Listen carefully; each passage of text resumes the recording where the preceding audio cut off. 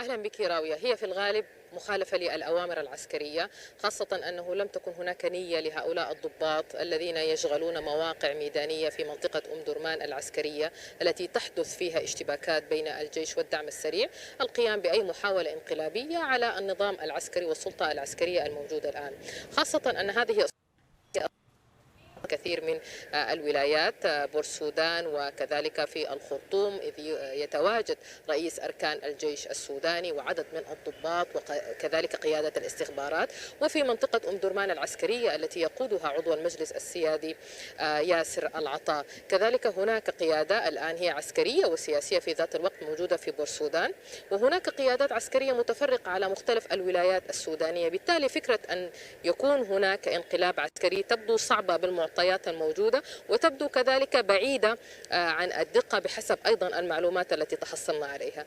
ولكن هناك حملة اعتقالات تمت في فترات متفاوتة جدا، كانت هناك القيادة العسكرية تجاه بعض الجنود بعض الضباط في أوقات سابقة خلال 10 أشهر من زمن من عمر الحرب.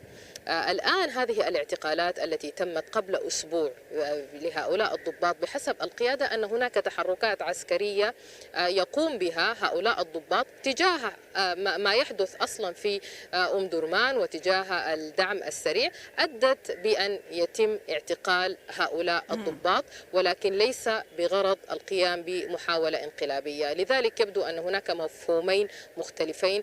فكرة مخالفة الأوامر العسكرية مختلفة تماما عن القيام بمحاولة انقلابية.